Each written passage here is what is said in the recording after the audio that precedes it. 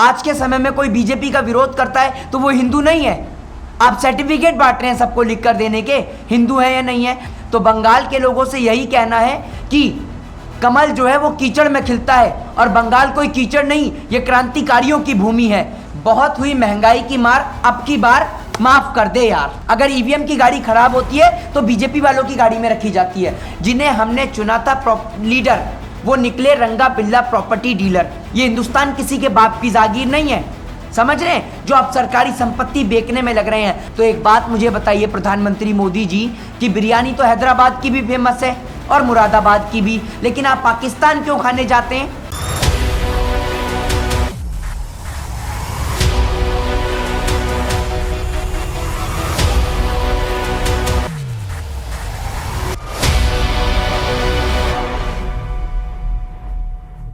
देखिए 2014 से लेकर आज तक देश के माननीय प्रधानमंत्री श्री नरेंद्र दामोदर दास मोदी जी का एक भी वादा पूरा नहीं हुआ।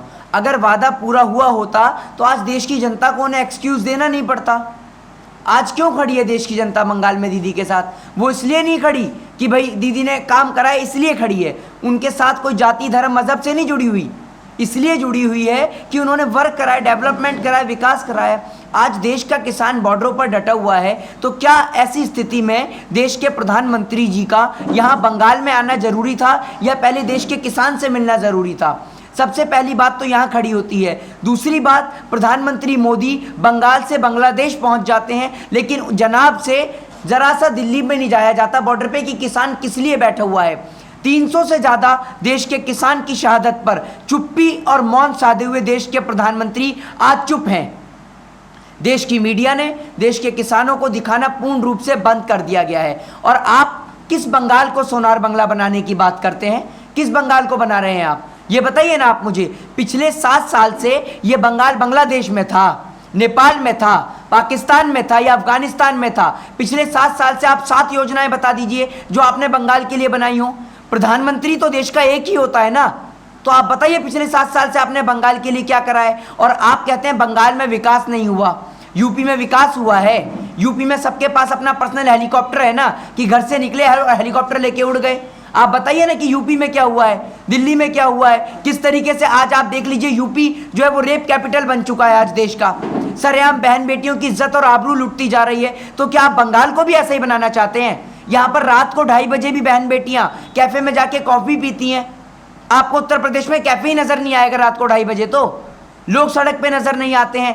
आज आपने देश को क्या बना दिया है? एक रणभूमि का मैदान बना दिया है।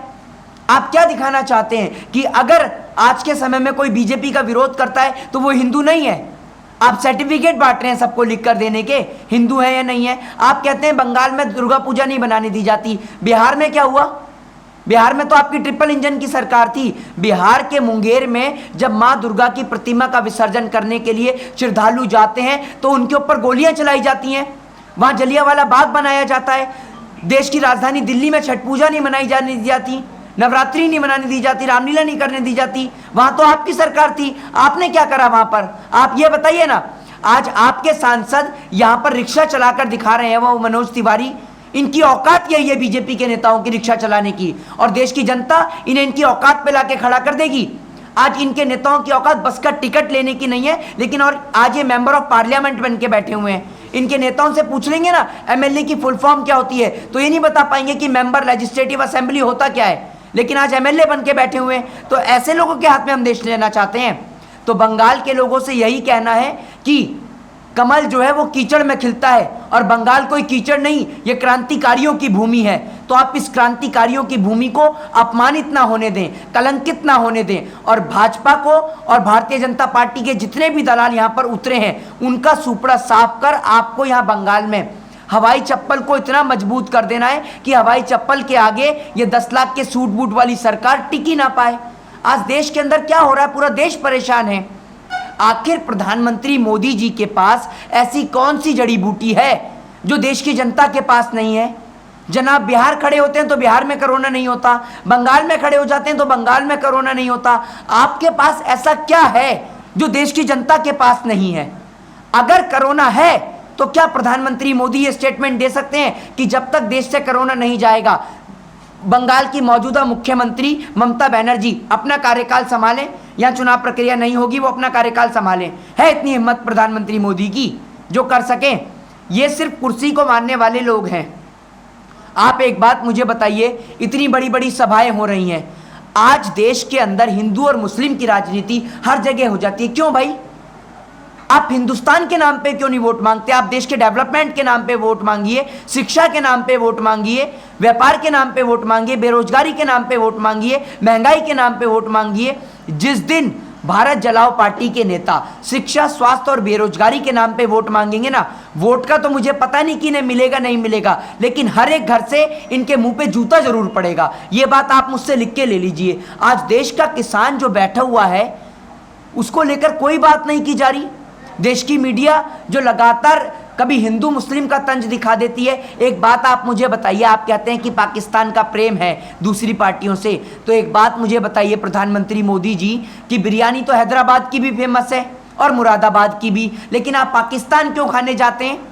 और आप ये बताइए ना कि आपको पाकिस्तान के प्राइम मिनिस्टर ने कोई लिखित में ऑफिशियली लेटर दिया जो आपने वहां फ्री में कोरोना की वैक्सीन बांट रहे हैं?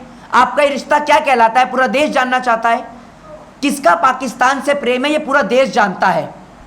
और आज ये देखिए आपकी मुकेश अंबानी के घर के बाहर अगर गाड़ी पकड़ी जाती है, उसमें अगर जेलेटिन पाया जाता है, जेलेटिन की छड़ पाई जाती है, तो सैटेलाइट तुरंत बता देता है। लेकिन सैटेलाइट आज तक ये नहीं बता पाया कि पुलवामा में 350 किलो आरडीएक्स और जेलेटिन कहां से आया। बताइए ना आप मुझे, आप कहां से बंगाल के डेवलपमेंट की बात करते हैं? जिस तरीके से हर गंजा चाणक्य नहीं होता, उस तरीके से हर दाढ़ी बढ़ा लेने वाला रविंद्रनाथ टैगोर नहीं हो जाता प्रधानमंत्री मोदी। आपको समझना होगा कि अगर आपने सोचा कि दाढ़ी बढ़ा लिया आपने तो आप रविंद्रनाथ टैगोर बन जाएंगे, तो ऐसा नहीं है।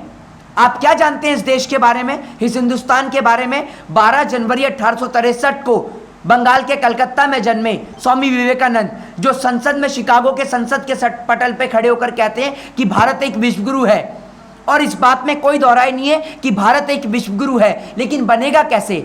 भारत विश्वगुरु जब बनेगा जब इस देश के 4 सिपाही, हिंदू, मुस्लिम, सिख, ईसाई, एक साथ एक मंच पे खड़े होंगे, एकजुट होकर खड़े होंगे। क्योंकि जब घर के 4 भाई आपस में लड़ते हैं तो वो घर तरक्की नहीं कर पाता। उसी तरीके से जब तक हम वतन के 4 भाई एकजुट नहीं होंगे, हिंदू, मुस्लिम, सिख, ईसाई, हमारा वतन तरक्की नहीं करेगा। हमें अमेरिका, पाकिस्तान क्या जवाब देगा? हमें तो हमारे देश के प्रधानमंत्री लूटने में लगे हुए हैं।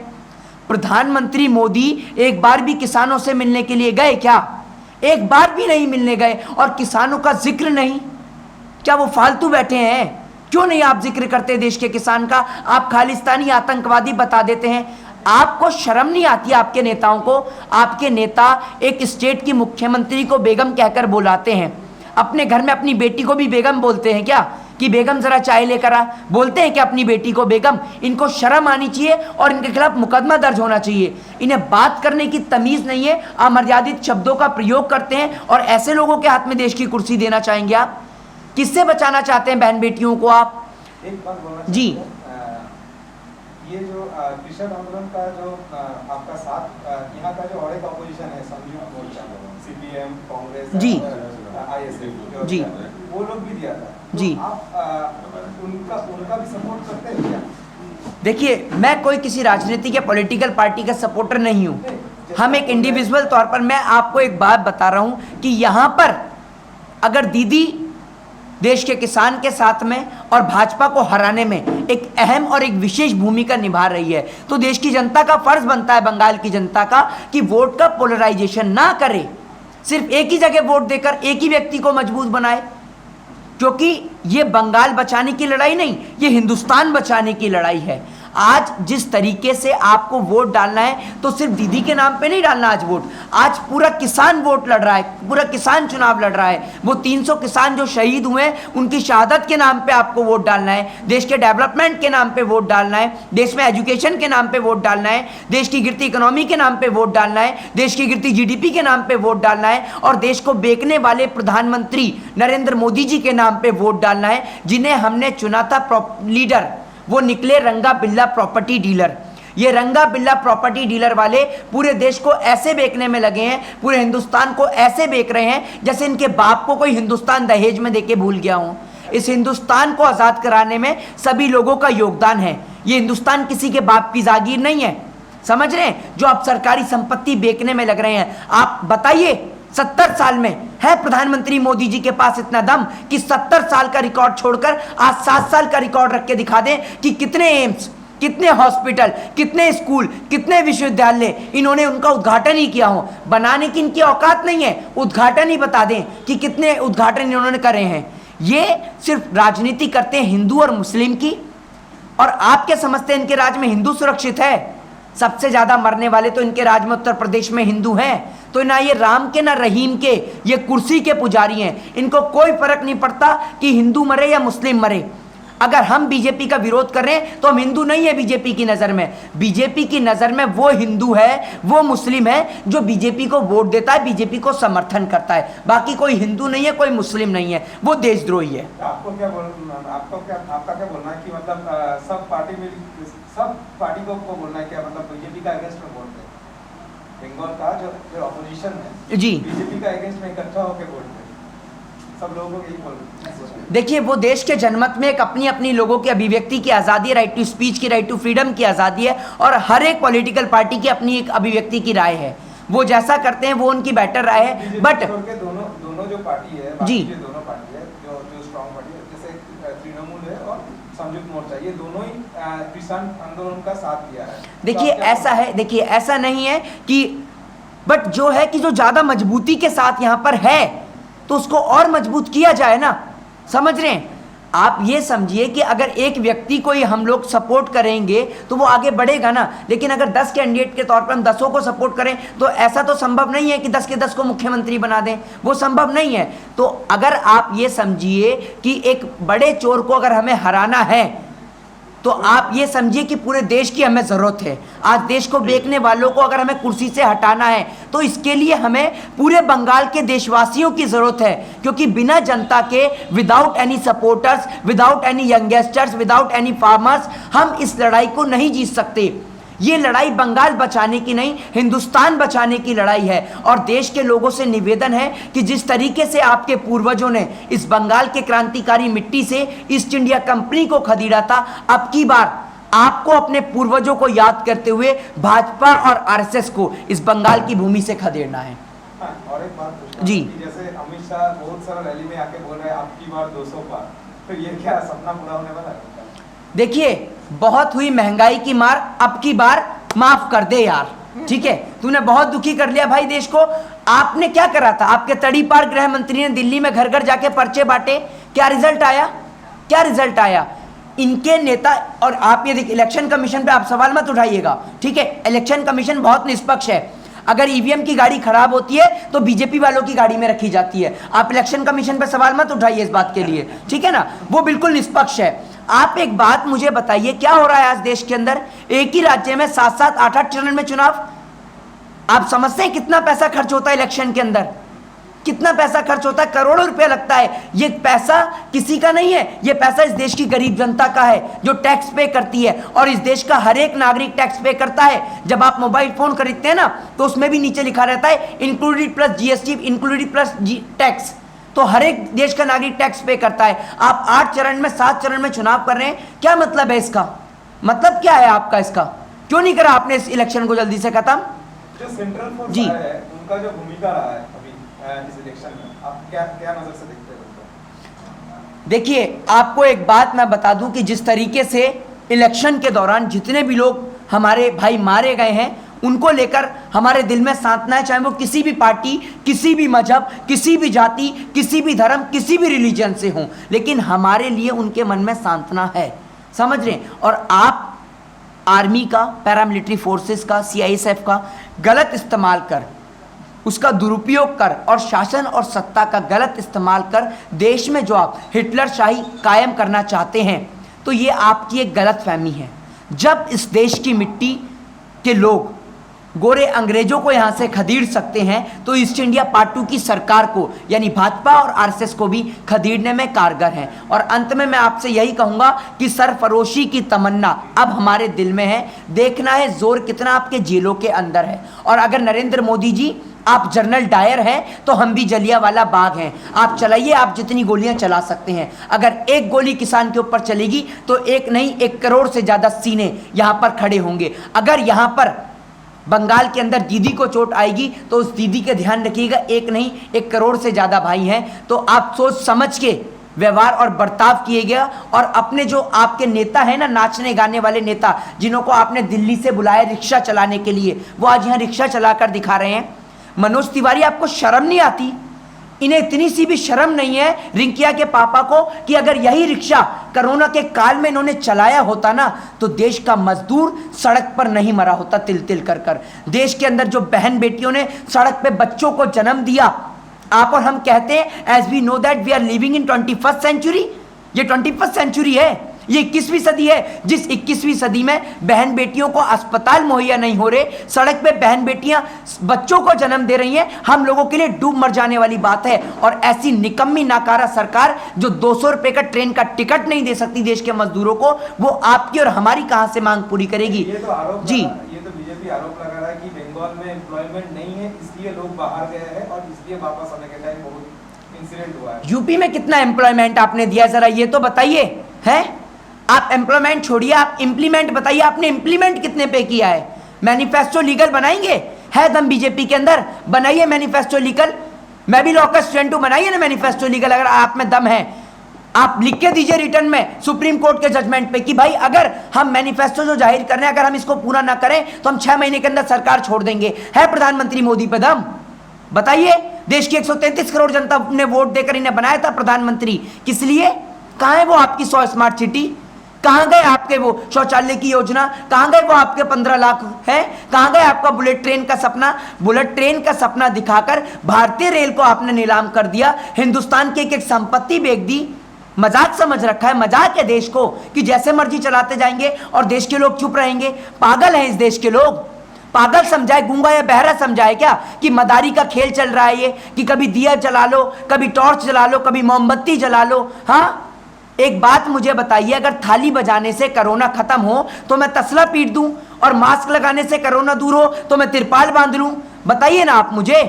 अगर मास्क लगाने से कोरोना दूर हो रहा है, सोशल डिस्टेंसिंग से कोरोना दूर हो रहा है, तो आप ये मुझे बताइए कि कोरोना की दवाई क्यों और कोरोना की मेडिसिन आ गई है तो उसके बाद देश में लॉकडाउन क्यों?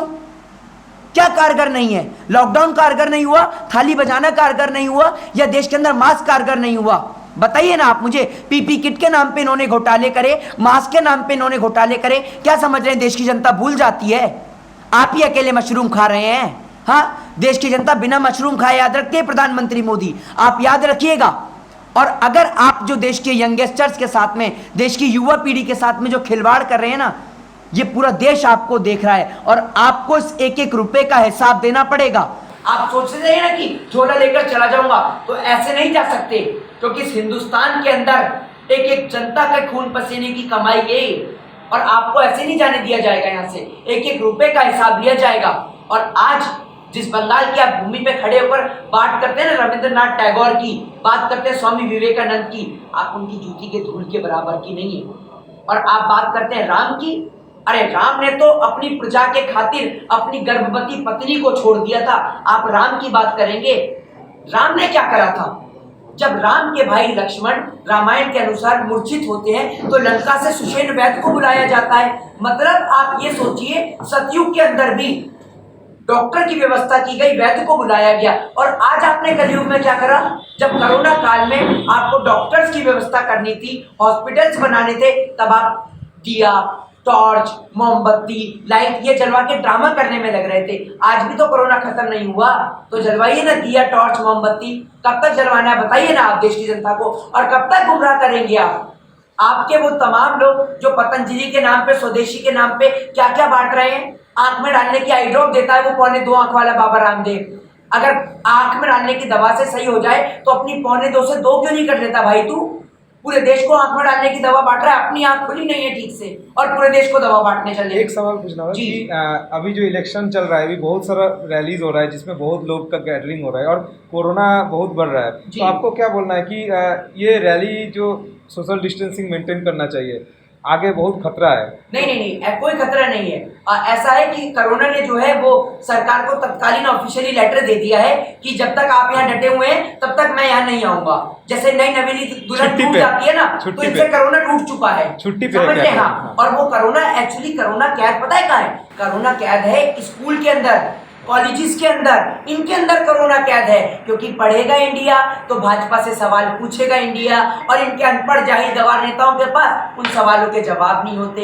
ये कहते हैं ना कि देश के गद्दारों को हाँ जूते मारो डैश को, तो मैं कहूंगा भाजपा के गवारों को स्कूल भेजो सारों को। इन्हें पढ़ाने की और लिखाने की जरूरत है, बाद में इनके हाथ में देश चलाने को दिया जाएगा, पहले इन्हें पढ़ाया और लिखाया जाए।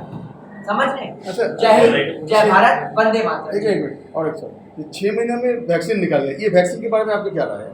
देखिए वैक्सीन का क्या है, देखिए पहली बात तो मुझे आप ये बताइए, जब आप वैक्सीन लगवाने जाते हैं तो फोटोग्राफर वहीं मिलता है या फोटो शूट होती है ऑटोमेटिकली?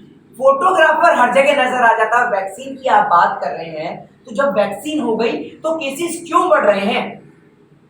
आपने वैक्सीन लगाई नहीं, या आपके जो दोस्त हैं उनके घर में जो बिरयानी खा के आए थे वहां फ्री में वैक्सीन जो आपने सारी पहुंचा दी, या देश की जनता को वैक्सीन नहीं मिल पाई, तो किसने और कहां गद्दारी करी है ये बताइए ना आप मुझे।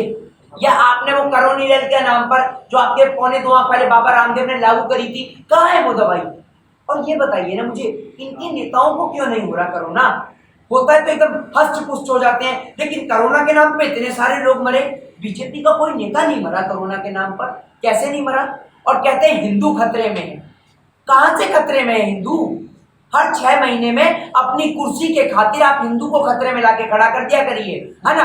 देश का प्रधानमंत्री हिंदू, राष्ट्रपति हिंदू, वित्त मंत्री हिंदू, कानून मंत्री हिंदू, उत्तर प्रदेश का मुख्यमंत्री हिंदू, हरियाणा का मुख्यमंत्री हिंदू, फिर भी हिंदू खतरे में। कैसे भैया, कैसे? बताइए ना आप मुझे। और कहां से खतरे में? हर 6 महीने में हिंदू खतरे में, क्योंकि हर 6 महीने में कहीं ना कहीं कोई ना कोई चुनाव, तो ला दो हिंदू खतरे में। कोई खतरे में नहीं है, खतरे में आपकी कुर्सी, उसे बचाइए आप, वो बचने वाली नहीं है। खैर, और आप ध्यान रखिए, जहां आपके दोस्त गए ना, या तो वहां की टिकट आप पहली कटवा लीजिए। नीरव मोदी, विजय माल्या जो भग गए हैं देश के भगोड़े, सोनार बंगला उस दिन बन जाएगा, सोनार बंगला नहीं सोनार हिंदुस्तान बन जाएगा, जिस दिन इस देश के भगोड़े नीरव मोदी, विजय माल्या, मेहुल चौकसी जैसे लोग वापस इस देश में आ जाएंगे ना, उस दिन ये हिंदुस्तान वापस से सोने का हिंदुस्तान बन जाएगा। जय हिंद, जय भारत, वंदे मातरम।